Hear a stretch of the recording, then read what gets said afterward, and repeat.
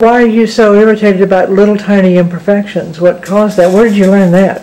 I learned that from 20 years of the service, and my specialty was welding, and it involved welding a lot of boats that people take out and rely upon because that's their lives.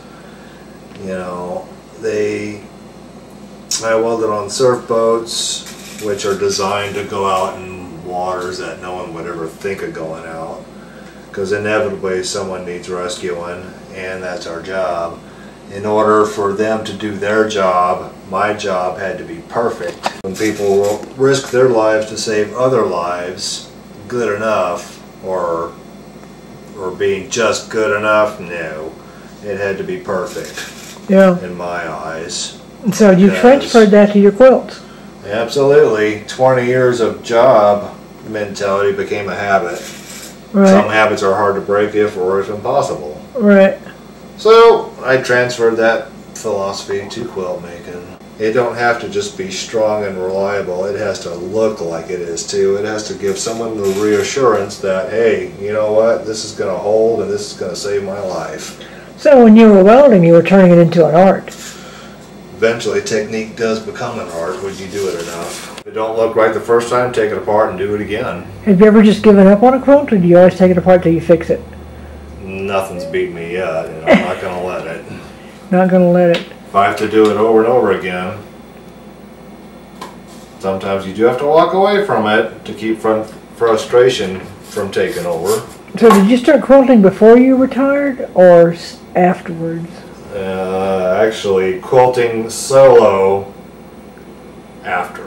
But you were quilting with your wife before? Mm-hmm. I got bored of watching reruns on television. I had a second wind. I'm an engineer. It's another machine. I can figure that out.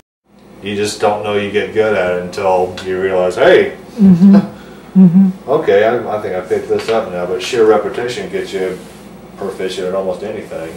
Right. Without even thinking about it. And I do believe we are all pinned.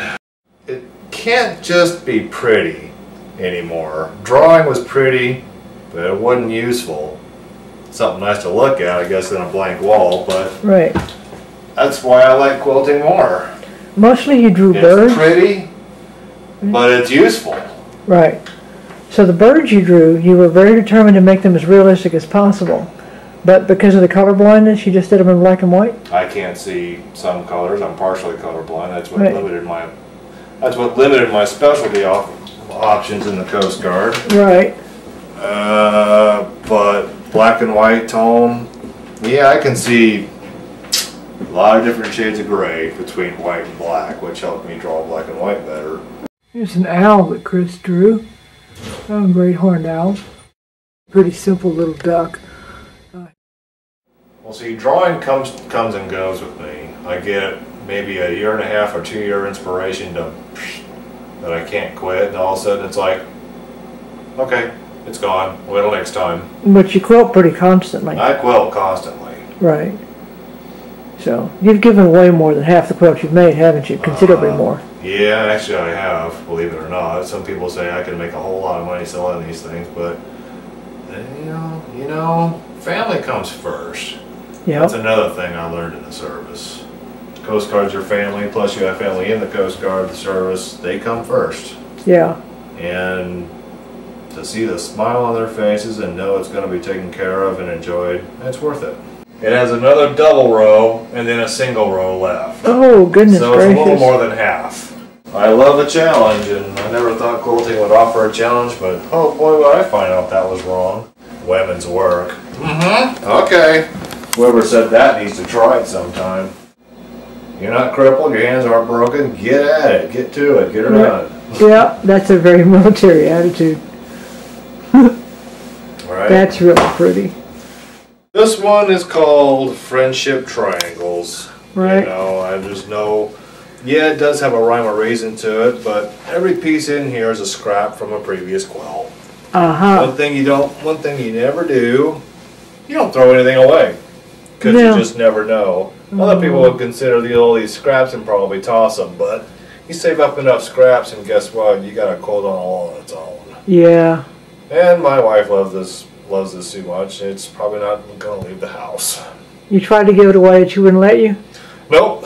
She said, oh, we're keeping that one. That'll make a good guest blanket. Hint, hint. And that's all she wrote. Yeah, so that one's... And I can't stand triangles, believe it or not, but this one went together lickety-split because, well, if you think about it one way, 2 triangles make a square. So, all that perfection you learned in the Coast Guard, you really prefer straight lines? Well, other than pipe welding, no, actually there's a lot of curves in the Coast Guard too. This one I call porcelain snowflake. The Boy, old school blue and white. It just, to me, looks like porcelain. Yeah. This is just a throw, you know, but I do believe this was the first one where the filler was actually an old acrylic mattress cover. There's the back. Yeah, it makes them warmer. Well, that just makes them warmer, makes them a little heavier. The weight of a blanket also adds to comfort. I just was doodling on a paper one night, playing with squares, and saying, you know what, computers make pictures out of squares. Yeah, let's mess around and see what I can do with this. Yeah, Kim's son called it the digital snowball. Blue's a calming color to me. Mm-hmm. It's a calming, soothing color. Who would believe that just squares arranged in such a nice way can be pleasant? It's comforting and pretty, and I don't know, maybe it's like painting without a brush. It shouldn't just feel comfy, it should look comfy. This one's a very springy, spring look, comfy look. Positive experiences, well, learning new things, seeing new things, you know, every serviceman can appreciate that. Right.